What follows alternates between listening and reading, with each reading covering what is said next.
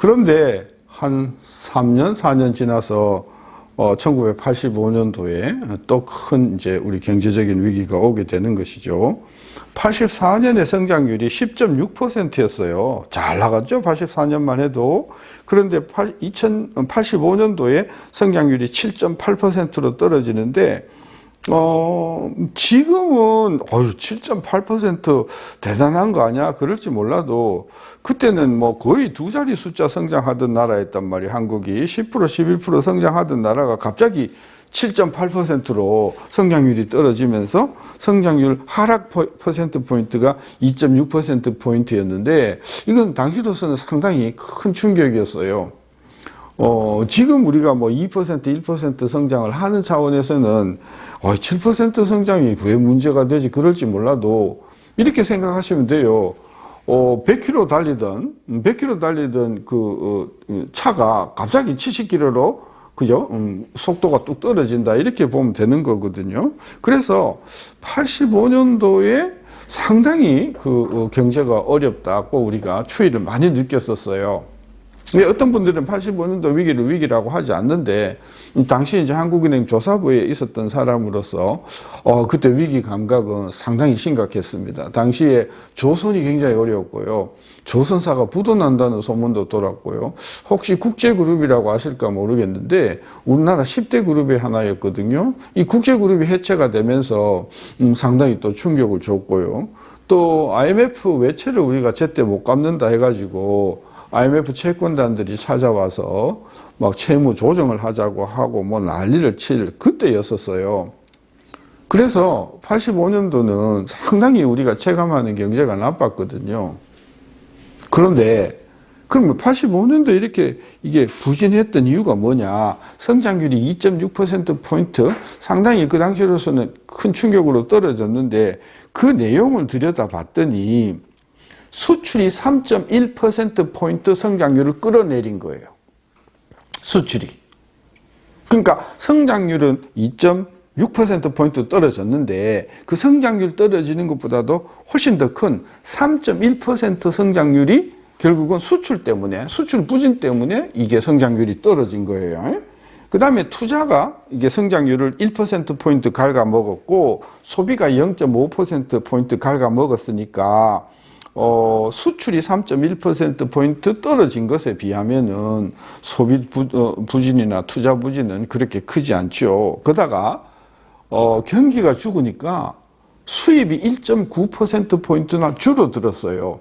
그러니까 수입이 1.9%포인트 줄어들면 지난번에도 말씀드렸지만 이게 성장률의 플러스 요인으로 작용을 하거든요. 그러니까 결국은 85년도는 결국은 수출이 3.1%포인트 떨어진 것이 결정적인 우리 경기 부진의 주 원인이었단 말이죠. 그럼 이렇게 되는 동안에, 그죠? 경기가 85년도 추락하는 동안에 정부는 뭘 했던가 봤더니 정부는 성장률에, 그죠? 거의 기여를 못 했어요. 뭐 0.8% 정부 부분에서 기여를 하긴 했으나, 그 당시 성장률이, 그죠? 뭐 7%, 8% 하는 상황에서 0.8%포인트 정부의 역할은 크게 기여를 했다고 볼 수가 없는 것이고, 통화정책도 보면은 84년도, 85년도 넘어오는 동안에 보는 통화는 성장률이, 보는 통화의 증가율이 2.5%포인트 줄어들었거든요. 그러니까 85년도에 경기가 이게 충격을 받으면서 수출이 부진하면서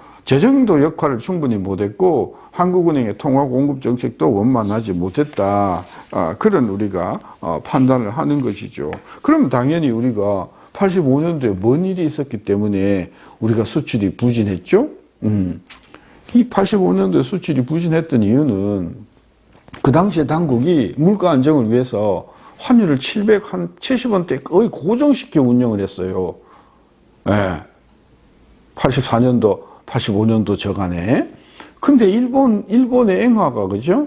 예, 일본 엔화가 이제 85년도에 플라자 합의가 결성되기 전까지, 그죠? 고달러 정책으로 인해서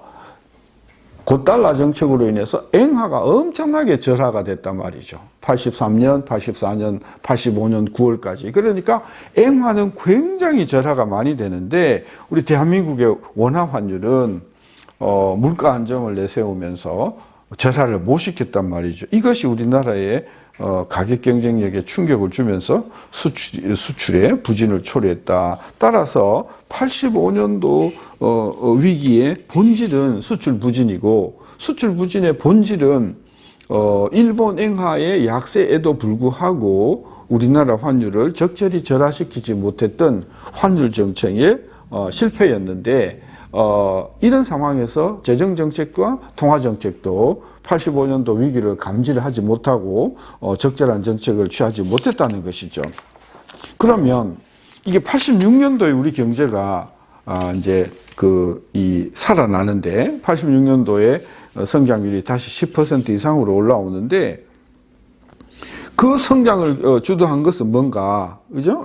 85년에서 86년도 넘어오는 동안에 성장률은 3.5%포인트가 올라요. 3.5%포인트가 올라가는데, 그걸 분해해 보니까 그 3.5% 중에서 수출이 9% 증가하는 거예요. 그리고 소비가 1.3, 투자가 2.5. 그러니까 85년도 경제 성장 회복에 3.5% 회복에 주도적인 역할을 했던 것은 수출 증가가 9.0%나 성장에 기여를 했다는 것이죠. 그러니까 수출을 빼고는 설명할 수 없다. 왜냐하면 85년도, 6년도 그 사이에 정부의 재정정책은 성장을 마이너스 0.7 오히려 갉아먹었고요.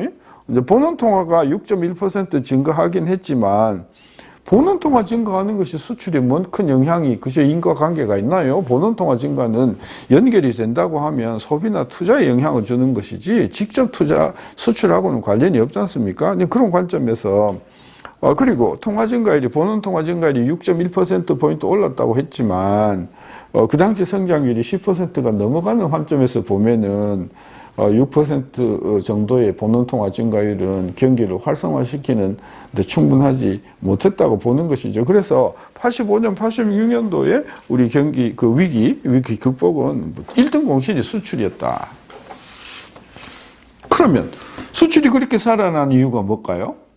86년도 우리 경제가 수출 중심으로 탄탄하게 우리가 다시 회복되는 원인은 뭐였을까요? 바로 85년도에 전두환 정부가, 그죠? 이 수출 부진을 파악을 하고 790원 하는 환율을 890원으로 전격적으로 12% 절상 조치, 이게 환율을 인상시키는 조치를 단행했단 말이에요. 85년도에. 사실 그때 환율을 10% 정도 올리자고 우리가 정책을 건의했던 게 한국은행이고, 저도 그 부분에서 기여를 했지만 85년도에 원화 환율의 적절한 그 절하는 상당히 그 다음에 우리 수출 증가에 크게 기여를 했단 말이죠. 이 85년도 환율 790원에서 890원으로 오른 조치가 매우 중요한 것은 85년도에 9월 달에 그 플라자 합의로 인해서 이 일본 엔화가 굉장히 강세가 됐었거든요. 일본 엔화가 강세가 되면 우리도 같이 강세시켜 줘야 되는, 이제 당시 환율 체제 하에서 전두환 정부는 이 경제 위기를 외면할 수 없다라고 해서 적극적으로 우리 환율 정책을, 절하 정책을 가져갔고, 그것이 85년도 위기를 극복하는 데 아주 결정적인 기여를 했다. 이제 우리가 그렇게 볼 수가 있는 것이죠. 감사합니다.